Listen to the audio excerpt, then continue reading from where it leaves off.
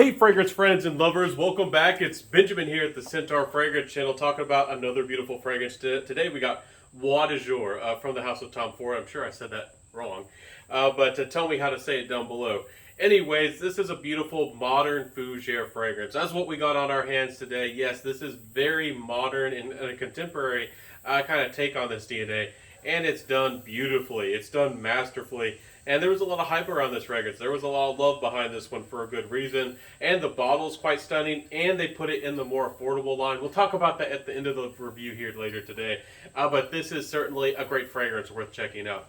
So first off, what does this fragrance even smell like? It's a modern fougere. You got mint, geranium, you got lavender, you got yourself some rosemary. I don't get a lot of the basil. It's not heavy on the basil. I get a lot of rosemary.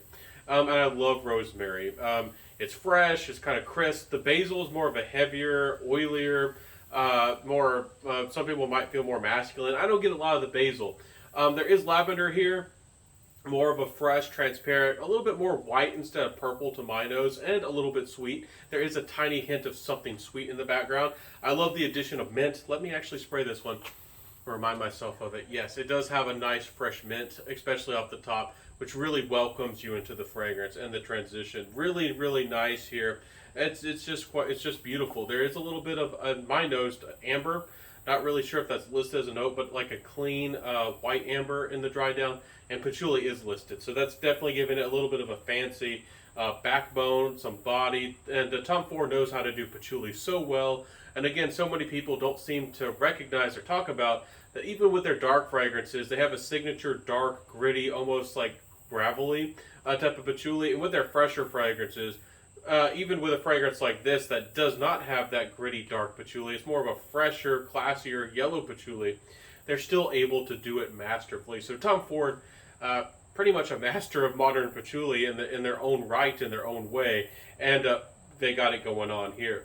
So really nice fragrance. There's not a lot of other notes to speak of in here. I do feel like perhaps there's a little bit of incense or olibanum snuck up in here to my nose, but I don't really get a lot of other notes. There might be a tiny bit of white leather snuck up in here as well, but I don't get a lot of other notes. But I feel like there's a few little secret nuances here. Nice fragrance though, really enjoyable, especially if you love colognes and modern and fougères and want something a little bit more modern and contemporary, but still you don't have to sacrifice on what a fougere is and the respectable, classy nature. And it brings it a little bit to the modern century. A lot of guys don't want something so deep and so heavy and green, something that's so focused on the oak moss, and there's perhaps a little bit of oak moss here, but not really much to speak of. And perhaps you want something that's, fresher and citrus here, and a little hint of something, a little body from resins, and a little bit of sweetness, a tiny bit of that in the background. I think a lot of people are going to love this fragrance. If you already don't know about it, please try it, especially if maybe it can be your first fougere fragrance. As far as mass appealing fougères, I don't know of anything that comes even close besides De Aroma from Primera Fragrances. This is about one of the best modern fougères out there, and Acqua di Parma's Colonia. Really some of the best stuff out there on the market you can get for a good price. Solid fragrance. Please try it. I recommend it. So getting into that performance out of this fragrance, you're not going to be disappointed. I was getting about 7 hours. For some people, 6, 7-ish hours. Not bad for a lighter, fresher, cleaner fragrance with, again, that rosemary and the basil and all those things. Those are more floral green notes, and not the longest lasting, not weak by any means, but usually don't last the longest. But we got some patchouli, and again, I feel like a little bit of amber giving some base, so it does hold on, and it does do a good job. Projection, maybe slightly above average. It's not the strongest projector. It's not bad. It's there, but not the strongest. And sillage is just all right. So this is a nice, respectable fragrance. You could easily wear this to the office. You can easily wear this to just about any professional situation. You can wear this running out and about. It would give you an air of sophistication, but it wouldn't be posh. It wouldn't be too much. With this fragrance, I don't think it comes across as you trying to smell like money or put on a show or trying to overtly impress everyone in the room. This fragrance is nice. It's again, it's an older word that not everybody's familiar with, but dandy comes to mind. something cheerful, something playful, something that is approachable. That is what dandy kind of comes across, and maybe even happy. And this fragrance, I like the mint, and it does kind of wake you up and feel good.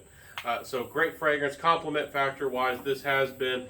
It's not the biggest compliment getter. Fougere's never honestly have been, but this one did get some looks and some attention, and it did make people feel comfortable, and garnered a little bit of respect, and people did feel comfortable and approachable with this fragrance, with me, and how this fragrance smelled. So great fragrance. It would make a great gift for an uncle, a dad, or a younger guy who wants to get his nose on a first Fougere. Doesn't get much better than this. This is an amazing fragrance. So I am hyping this one up for a good reason, but I do have something negative to say. And if you've stuck to the very end of this fragrance review, you are one of the loyal few, and I thank you. I thank you so much for being genuine and also enjoying my content. So you're going to get a big sneak peek and something big I have to say about this fragrance. First off, let's say the good thing before we get to the bad and wrap up this fragrance. The good is the affordability. This was one of the private line, one of the niche line, the high-end line that's very expensive, $300, $350 from Tom Ford. Then they released it, to this line. Their more affordable line. I'm not even sure what they call it. I still feel like the glass is nice. It's got ridges. It's still very classy. It still would look nice on the shelf. It's only about 180 bucks. The cap it's more of a metal lined cap. It's still plastic inside. It does have a good weight to it, and it goes on. It doesn't really exactly snap, but it has tension. I wouldn't pick it up by the cap, but it can take a little bit of it. It's a solid presentation and a solid fragrance for around $180. Prices are really creeping up on designer fragrances. You could almost say that this is a really high-end, almost designer fragrance, or an entry-level niche fragrance.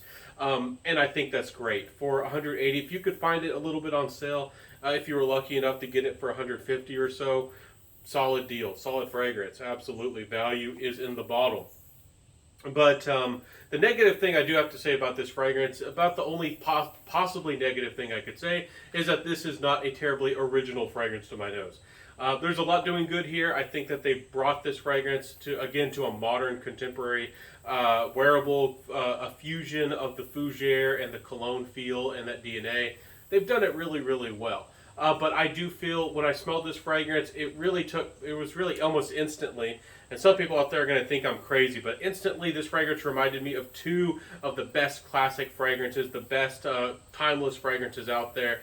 Platinum Egoist, and Eau Sauvage. And this fragrance really is kind of a blending of the two in their own style. So I don't want to accuse Tom Ford of doing something like that, but a lot of brands have cloned or taken inspiration from other fragrances, and even big name brands that people trust and recognize and respect that are niche, and you expect a original creation.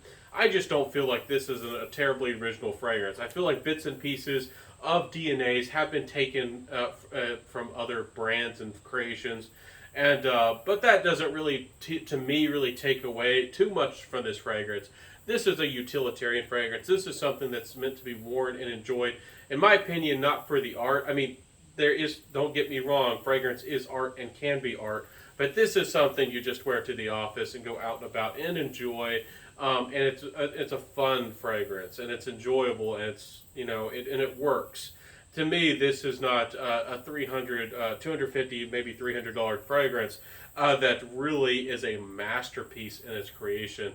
If you want something like that, go for Chypre Palatine or some of those kinds of fragrances. So, anyways, great fragrance. I really love Italian Cypress. Tom Ford, if you're listening, I'd love for you to bring, Italian Cypress to us in the affordable line. They might have listened to me before. They brought back Costa Azzurra, which is also a great affordable, fragrance in their line that's more approachable in the price and the blending. I think Tom Ford, if they continue to do this, I don't know how they do it. Maybe it's cheaper ingredients. Maybe certain fragrances do have cheaper ingredients, like this one.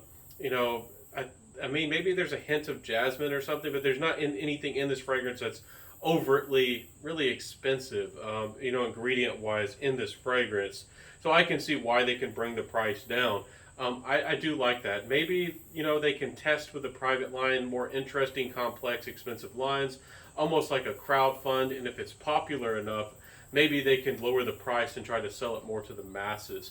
Maybe that's Tom Ford's strategy. Let me know below what you think about that. There's been some talk here and there, but I haven't seen enough talk. I don't think I've heard enough talk about that, and I do feel like that's an interesting strategy from Tom Ford. I do think it works, but let me know if you think that's good or bad, or any other thoughts you have about that.